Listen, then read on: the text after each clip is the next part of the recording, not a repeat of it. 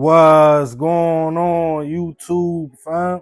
It's your boy Tony 2 times, and we back with another episode of Hood Tales, man.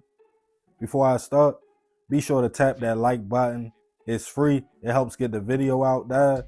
Definitely watch this video to the end so you can hear the full story and all the details in it.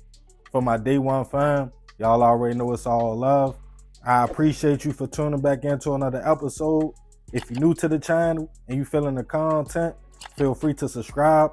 Definitely hit that notification bell so you can be notified every time we drop a new video. Oh yeah, feel free to share the channel with your peoples. Everybody is welcome. With that being said, let's get right into the story. Nowadays, it can be hard for a young man or a woman who are in a committed relationship and trying to go the traditional route of marriage and starting a family. Of course, you have things like social media that, depending what's on your feed and who you are following, can put thoughts in your head. You have new terms and groups like red pill or the manosphere, where some will call it. Men who feel like society can be biased against men, feeling like men are often victims as well of females, their thoughts, actions, and other things, and females are becoming more masculine. Some feel like men should focus more on themselves and not being in a relationship or giving their all to a woman.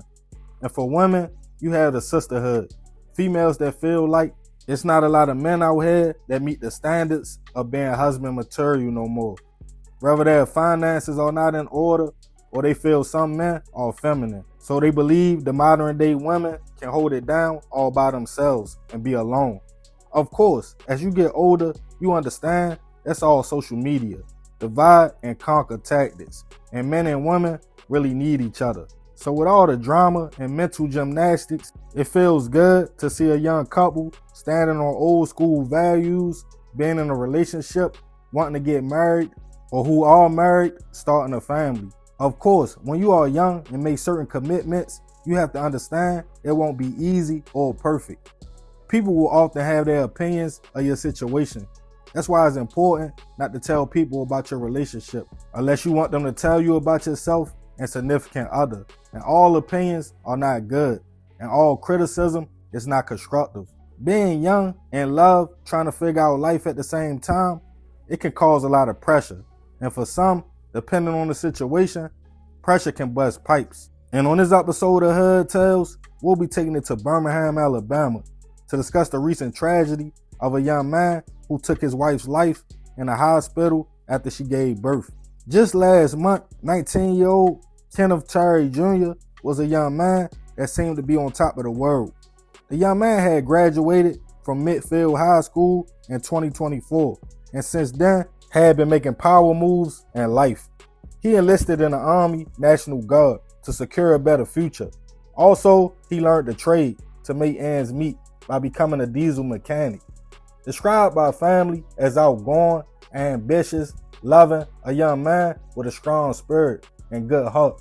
Kenneth wasn't just grinding for himself though. He had a child on the way with his wife, 24-year-old Precious Johnson. Not much is known about the young lady at this time, other than the fact the young couple had met early on, fell in love, decided to make the lifelong commitment of marriage, and had only been married a short time. But now they was expecting their first child. Both were excited. It seemed with Kenneth's drive and focus on the future, they would be okay. But somewhere in the mix, according to family, their marriage became rocky. It's not clear the reasons why, but towards Precious' due date, they were still holding on, working things out, and excited about their bundle of joy. And on March 1st of this year, it was time. Precious went into labor. Kenneth was excited. He contacted family and told them he was headed to the Baptist Health Hospital, Brookwood in Homewood, Alabama, a suburb right outside of Birmingham. But for whatever reasons, Kenneth's family wasn't welcome to join in on the happy occasion, as Precious didn't want them in the hospital. It's not clear if her family were there or not, but that night inside of a hospital room, shots went off. Staff called local police, who responded to the hospital after 9:30 p.m. to find Precious suffering from multiple gunshot wounds. The baby, who she gave birth to earlier, was unharmed. Kenneth was also suffering from a gunshot wound. Unfortunately, both the young parents were pronounced gone at the scene. Police determined by the weapon found, Kenneth had shot his wife, then turned the gun on himself. As the tragic news hit social media, a lot of speculation came out. Kenneth's family jumped in to defend the young man, stating he was a good kid who loved his wife and was excited about having a child. They claimed he wasn't battling any kind of mental health issues like people assumed. A picture was floating around with him and a young woman, which a lot of news outlets rushed to post, thinking it was Precious, whose picture has not yet been released to the media. But it wasn't. The picture, in fact, according to Kenneth's family, was his sister. After the heartbreaking incident, the family came out and stated the situation was deeper than people thought, that it was a build-up and the young man didn't just snap, and it's two sides to every story. His mother stated she would never in a million years think her son would do something like this because she felt it just wasn't his character. As speculation grew about why Precious didn't want Kenneth's family at the hospital, why he shot and decided to end it all, it didn't take away from the fact that now a baby will have to grow up without both parents. The hospital was criticized as well for not having security or metal detectors to catch a gun coming in. But there's no mandates in Alabama for that. While some hospitals take it upon themselves to have those kind of safety precautions in place, some don't. Precious' family hasn't been very verbal and really quiet about the situation, unlike Kenneth's. And unfortunately for both families, closure and answers will be hard to find because both are gone. Rest in peace to Precious and Kenneth. I send my prayers and condolences to both families.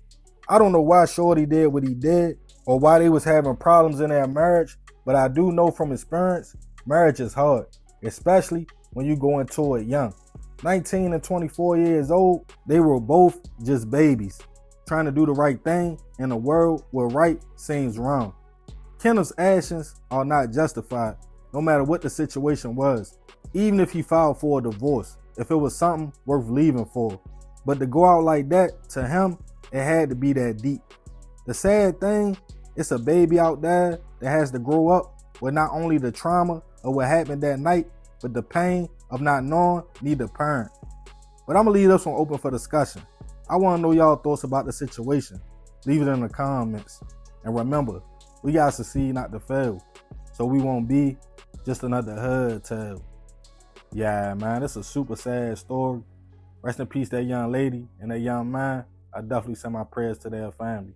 But I ain't gonna talk too much more about this one. Y'all leave it in the comments. I appreciate you if you made it to the end.